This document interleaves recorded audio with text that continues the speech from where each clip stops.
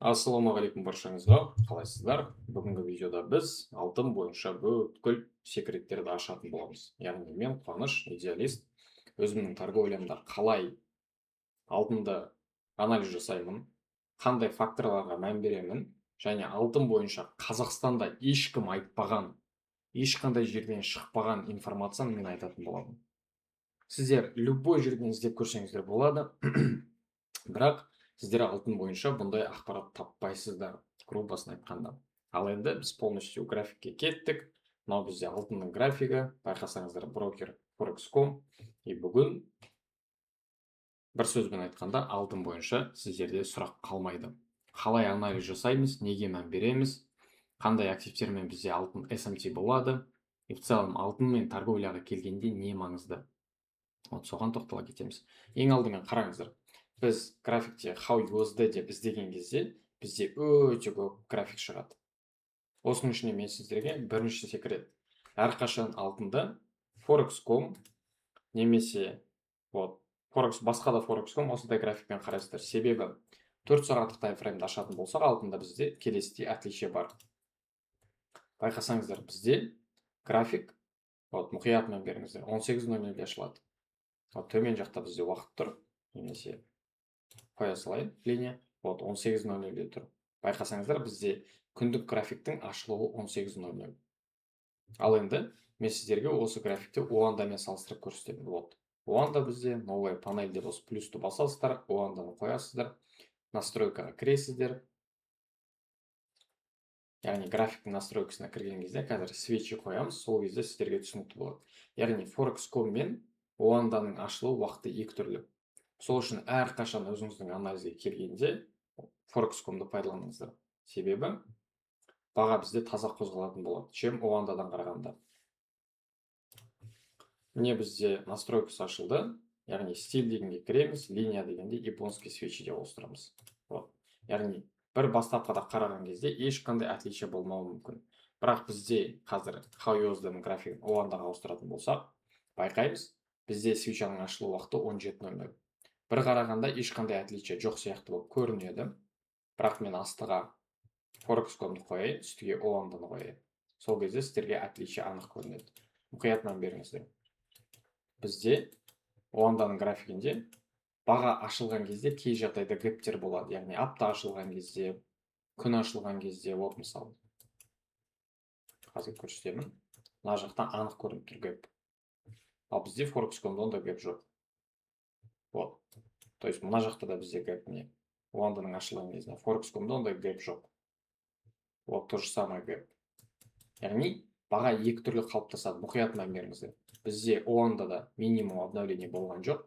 Forex.com-ның қозғалысына мән беріңіздер. Forex.com-ның қозғалысы таза, баға имбалансқа келген, имбалансты реакциялға дальше кеткен.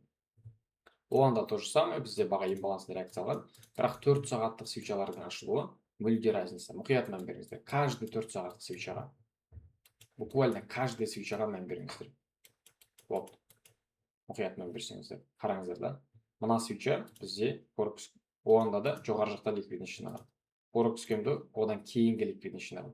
Почему мен Forex.com-ды таңдаңыздар деп айтудамын? Себебі бізде фьючерстің графигі бар алтында. Алтынның основной объемы осы фьючерстің графигімен жүреді. Және де фьючерстің графигінде 18:00 ашылу уақыты. Ал біз білеміз, оаңдада ол 17:00. Яғни оаңда 1 сағат ерте ашылады. Бірақ сауда бізде тура сол уақытта жалғасады, яғни байқасаңыздар, сағаттықты ашып көрсететін болсам, тура сол 18:00-де біз ашыламыз. Яғни 17:00 деген уақыт оаңдада жоқ. Бірақ 4 сағаттық свечалар основном интрадей торговляда өте маңызды. Сол үшін бізде 4 сағаттық свечалардың формасы басқаша болып кетеді, байқасаңыздар болады. Бізде Forex.com-да төмен жақта 4 сағаттық свеча басқаша, оаңдада басқаша. То же самое. Оаңдада фитиль жоқ, 4 сағаттық свеча Forex.com-да фитиль бар. Ал мен тура осы жерге фьючерстің графигін қоятын болсам, то же самое, бізде фитиль бар. Яғни Forex.com мен фьючерстің графигі одинаковый. Екеуінің ашылу уақыты және 4 сағаттық свечаларының қалыптасу уақыты одинаковый. Ал оаңдада проблема бар. Сондықтан бірінші секрет, әрқашан Forex.com-ды пайдаланамыз, оаңданы пайдаланбаймыз. Ол бірінші секрет. Ал енді екіншісі. Екінші, біз әрқашан алтынмен торговляға келген кезде SMT ретінде біз күмісті пайдаланамыз. Яғни, мысалы, бір пример келтірейін сіздерге, немесе фьючерсті пайдаланамыз. Кей кезде бізде, мысалы, баға бізде келді, фьючерстің графигі ликвидность жинады, например, дальше кетті. Кей кезде споттың графигі бізде ликвидность жинамай қалады, яғни осындай ситуациялар болып қалып жатады. Но маңыздысы в основном біз фьючерсқа емес, күміске қараймыз. Мысалы, қараңыздар, бізде күміс, мына жерде айлық таймфреймді ашып көрсетейін, өткен айдың минимумымен жұмыс жасады. Нет, алдымен мен сіздерге ең алдымен SMT-дің не екенін түсіндіріп өтейін. Потому что білмейтін адамдар бар. SMT деген ол бір-бірімен байланысты екі актив, яғни бір актив бізде ликвидность шешеді, екінші актив ликвидность шешпейді. Яғни SMT бізде келесідей болады.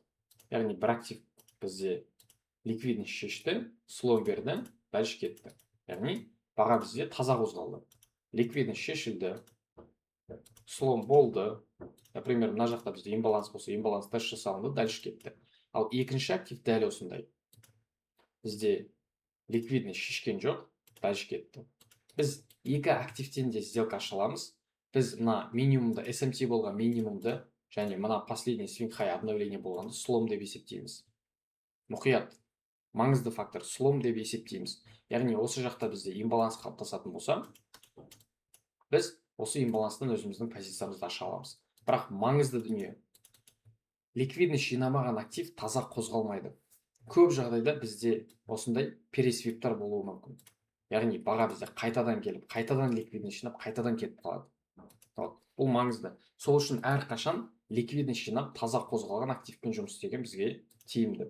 Яғни SMT деген екі немесе одан да көп бір-біріне байланысты активтер, біреуінің ликвидность жинауы, екіншісінің ликвидность жинамауы. SMT-ді білетін адамдар бар, білмейтін адамдар бар, сол үшін мен бұған тоқталып кетейін дедім. Ал енді күмістің графигін ашып қараймыз. Алтын мен күміс бір-біріне өте тығыз байланысты активтер. Мұқият мән береміз. Осы датаға май. Байқасаңыздар, 2026 май, 5-ші ай. Бізде апрельдің хай алынды, 4-ші айдың максимум алынды. Алтынға барамыз. Не көріп тұрмыз? SMT. Яғни бір актив ликвидность жинады, екінші актив ликвидность жинаған жоқ. Алтын бізде бұл ситуацияда ликвидность жинаған жоқ. Ал күміс, как положено, ликвидность жинады. Одан кейін то же самое. Өткен айды қарайық. Шілде бізде маусымның минимумын алды. Яғни 7-ші ай бізде 6-ші айдың минимумын алды. Мұқият мән береміз. Алтын ликвидность жинаған жоқ. Яғни екі активтің арасында SMT болды. Күмістің графигіне қарайық. Күндік таймфрейм. Мұқият мән беріңіздер. Бізде ликвидность жиналды. Бізде не болды? Бізде слом структура болды. Слом бізде мына жерде болды. Неге? Себебі бұл жақта бізде фрактальный хай бар. Бұл күндік таймфреймде слом сияқты көрінбейді, свип сияқты көрінеді, но хотя на самом деле бізде ликвидность жиналды. Дальше бізде слом структура болды. Дальше алтынның графигіне барамыз. Бізде не болды? Бізде ликвидность жиналған жоқ. Түсіндіңіздер, да? Яғни бұл өте қарапайым анализдің түрі. Бір актив бізде ликвидность жинайды, екінші актив ликвидность жинамайды. Ал енді осы жерде менің видеомды көріп жүрген көпшілік адамдар SMT жайлы уже біледі. Что біз в основном фьючерспен қараймыз, алтында.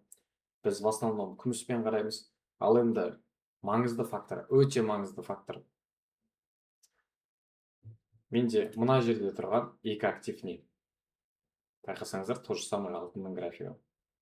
Мұқият мән беріңіздер. Алтынның графигі. Байқадыңыздар, да?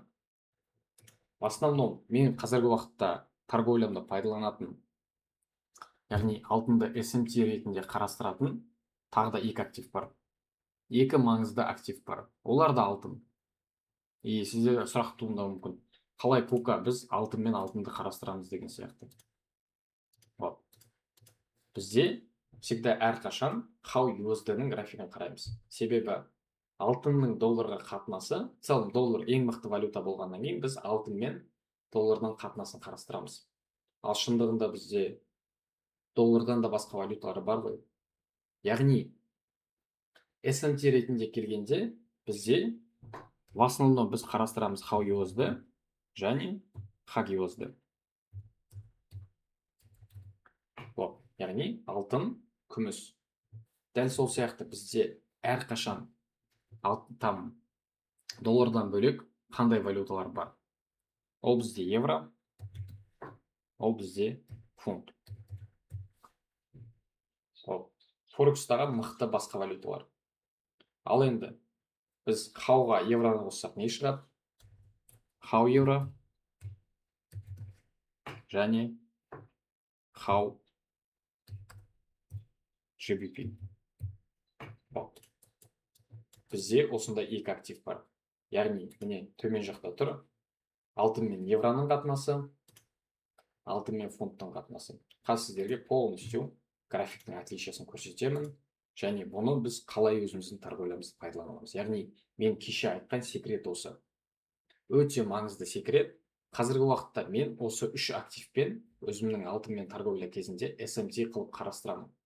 Яғни, ол бізде күміс, одан кейін барып хау евро және хау фунт. Дәле кеттік. Мен бәрін дайындап қойдым. Бұлай ашатын болсақ, бізде мынау бізде хау USD-ның графигі, мынау хау евроның графигі, мынау бізде хау британский фунт. Байқасаңыздар, үшеуінің де брокері Forex.com.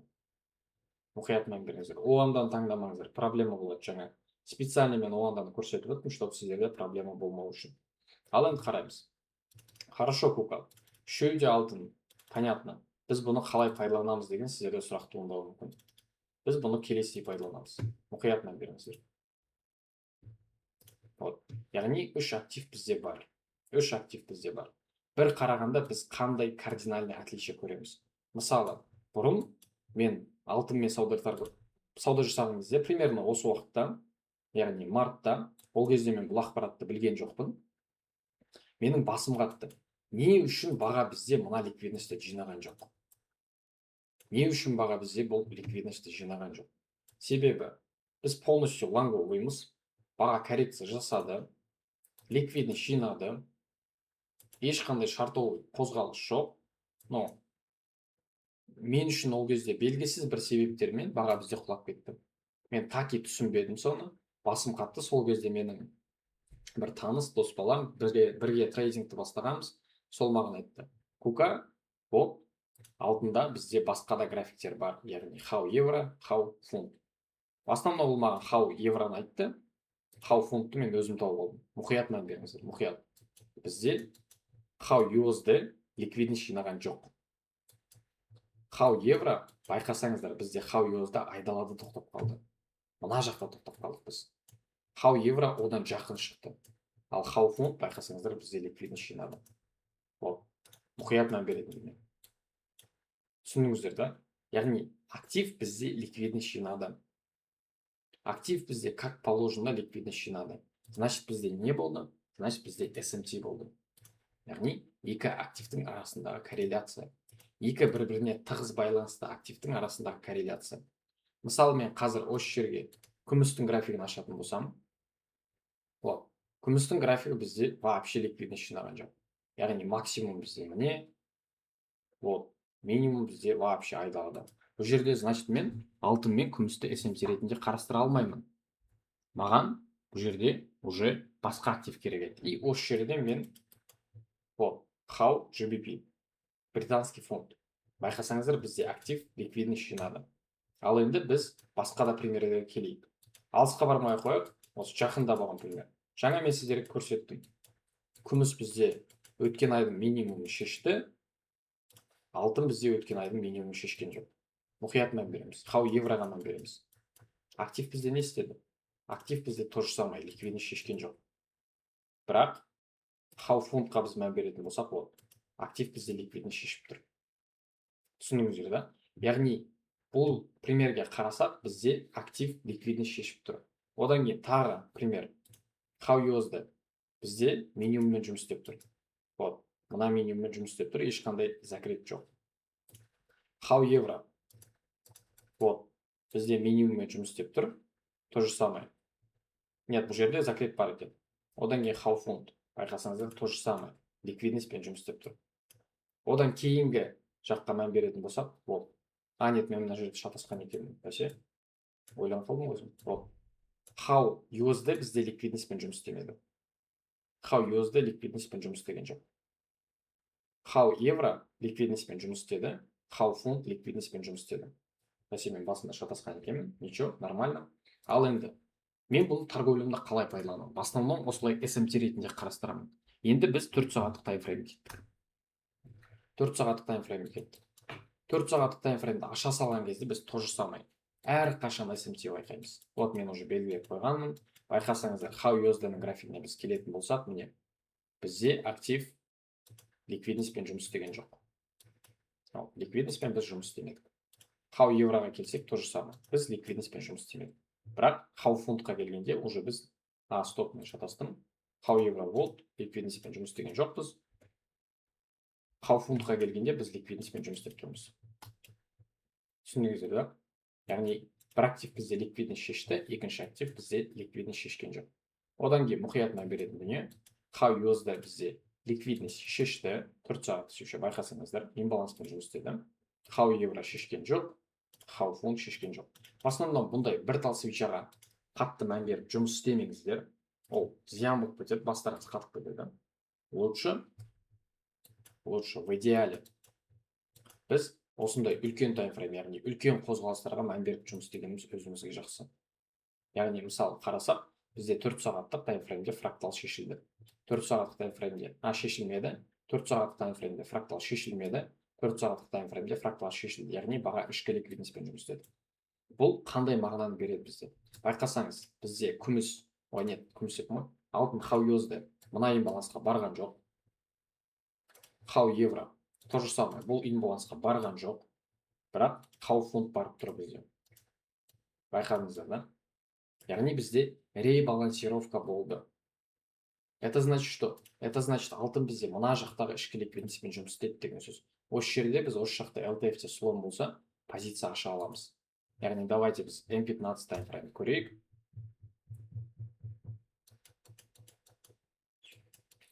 Яғни бізде SMT болғанын білеміз. Біз не істейміз?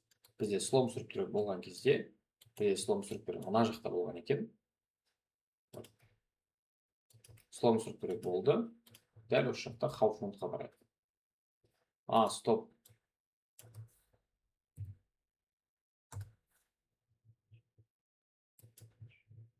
Все понял. Жаңа M1 өтіп кетті ме? Хорошо, даже M15 алассақ та болады. Бізде баға ішкі ликвидностьпен жұмыс істеді, сыртқы ликвидностьпен болды. Вот M15 слом бізде. Біз мына жаққа дейін нормальды такие позиция аша аламыз. Мына хайға дейін.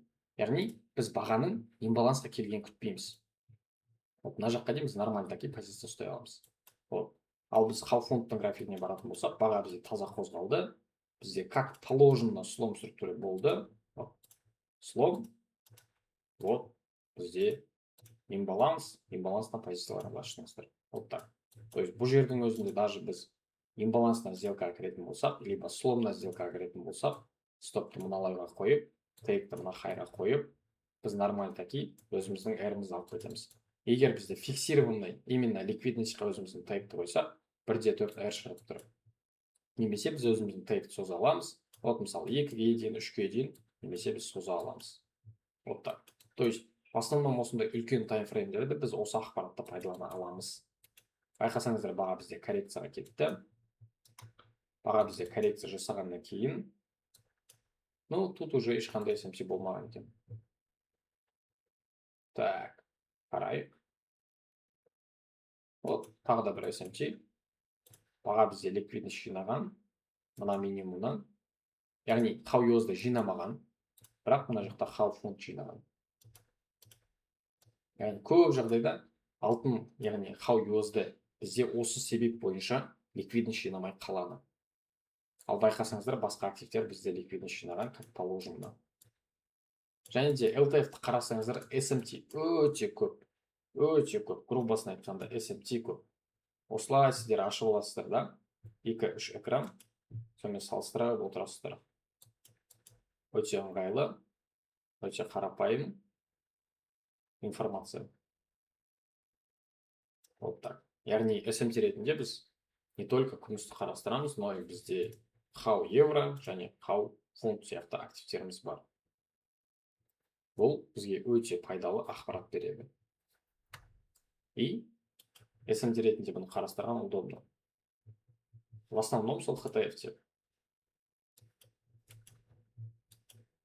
Яғни біз жақсы позициялар аша аламыз бұл информацияны пайдаланып.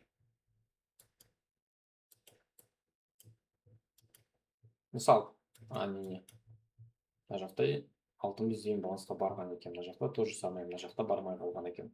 Ну ничего. Надеюсь, пайдалы болды. Если будут вопросы, то можете задавать. Яғни кез келген сұрақтарыңызды личкаға қоя аласыздар. Менің телеграмым ол Қуаныш 00.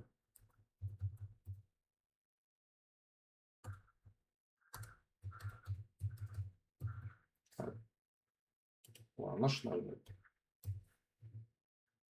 Ой, не кетті. Қуаныш 00 менің телеграм. Любой сұрақтарыңызды қоя аласыздар. И алтынмен торговляға келгенде осы инструменттерді обязательно пайдаланыңыздар. Жақсы торговляларыңызға нәтиже беріп жатса, конечно же, отзывпен бөлісіп отырсаңыздар болады. Маған приятно, что сіздерге менің пайдам тиіп жатқаны. Сол үшін сіздердің обратная связь күтемін. Пайдалы болды деген үміттемін. Айтып өткенімдей, Қазақстанда бұл жайында ешкім айтпаған. И может и білмейді. Вот. Сол үшін берекелі білім болсын. Сау болыңыздар.